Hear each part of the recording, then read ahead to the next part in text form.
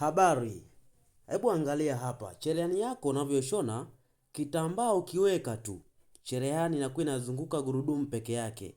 Lakini kama ikiwa haina kitambaa, inazunguka kote kote mpaka upande wa sindano, inaendelea kushona. Lakini ukiweka kitambaa, inakuwa inazunguka kwenye gurudumu peke yake. Changamoto hii huwa ni nini? Kama hapo unavyoona, hapo inatembea ikiwa haina kitambaa, lakini ukiweka kitambaa inakuwa haitembei. Basi fungua cherehani yako au itoe kwenye meza yako. Mara baada ya kuitoa, angalia sehemu hii hapa. Hii sehemu ndipo sehemu ambapo huwa cherehani inalegea, kwa hiyo inapelekea cherehani inazunguka gurudumu peke yake. Unaona kama hapo amelegea, utapafungua hapo kwa haraka. Mara baada ya kupafungua, utaangalia huo mtego.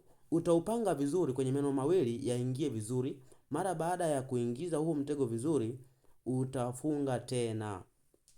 Mara baada ya kufunga tena, unakaza vizuri kweli. Angalia kama hapa haijakaza vizuri, kwa unaikaza kabisa kwa nguvu zako zote. Ili kusudi uweze kukaza hata ukiweka kitambaa, cherehani yako iendelee kushona, itembee kote kote, isizunguke gurudumu peke yake. Mara baada ya hapo ukiona bado haijakaza vizuri, chukua msumari na kanyundo kadogo kadogo. Hebu weka kwenye hicho kisehemu ambacho kina kinati au hakina nati, afu gongelea hivi kwa umeshikilia gurudumu kubwa.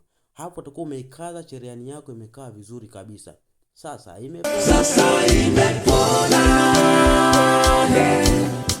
Inashona vizuri. Sina hofu napiga kazi. Sina hofu